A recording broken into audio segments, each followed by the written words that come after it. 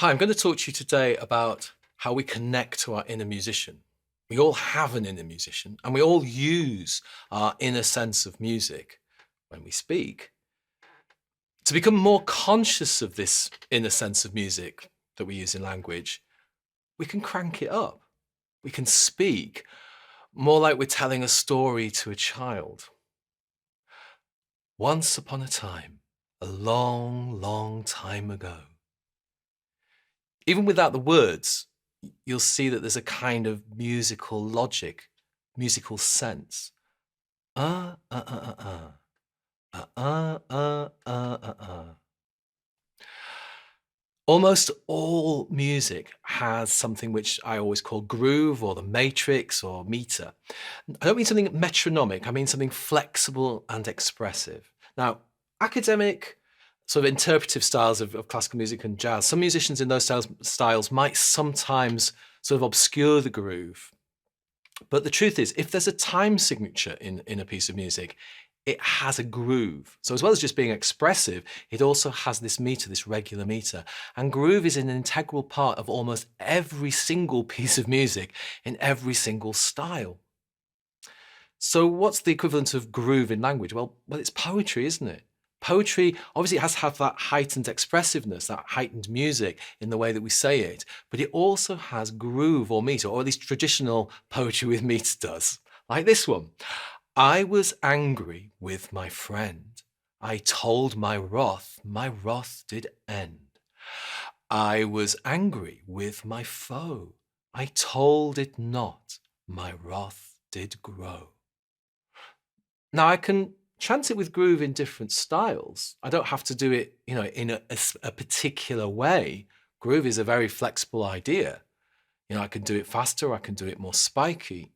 I can do different things. So I could say something like this. I could go, I was angry with my friend. I told my wrath did end. I was angry with my foe. I told it not, my wrath did grow. However we choose to say it, I could say it in a different accent. I could make it very, very different. It doesn't really matter. The point is, however we say it, the groove is still there. And the groove has a particular kind of hallmark in terms of how we feel when we speak poetry with meter in that way. It has a kind of childlike, innocent, expressive feeling. Now, I could try and remove that childlike feeling by ignoring the meter or the groove or the musical groove. I could say it kind of without bothering about the groove, like this. I was angry with my friend. I told my wrath. My wrath did end. I was angry with my foe. I told it not. My wrath did grow. Now, it probably sounds a bit more adult in a way now. If I put sort of lots of mannerism and, I was angry with my friend, it can sound quite pretentious in that kind of pretentious acting style. And we could do the same thing with music too. So here's some Mozart. I'm going to play for you now, played with lots of natural flow, groove, or poetry.